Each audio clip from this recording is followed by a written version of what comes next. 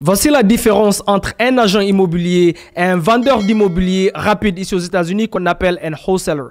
Un agent immobilier, essentiellement, c'est une personne qui prend une licence, d'accord, pour vendre la maison d'autrui sur le marché et il gagne une commission. Le souci avec les agents immobiliers, c'est que premièrement, quand tu vas étudier pour la licence, tout ce qu'ils t'apprennent, c'est la loi. Ils t'apprennent pas vraiment l'immobilier. Ils t'apprennent pas à déterminer les chiffres sur le marché. Ils t'apprennent pas ce qu'on appelle la vente et le marketing. Alors que pour être investisseur immobilier, tu dois connaître la vente et le marketing ici aux États-Unis pour trouver des très bons deals hors marché, d'accord?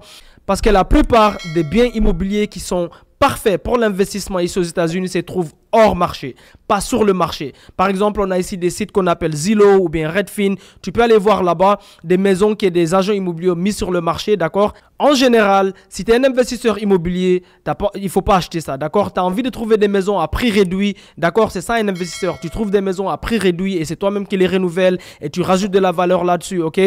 Donc, il faut trouver les maisons hors marché. Et en général, comment on fait ça? Mon équipe et moi, par exemple, on envoie des messages, on fait des appels, d'accord? Ou bien on met des signes dehors qu'on appelle ici aux États-Unis des bandes de signs.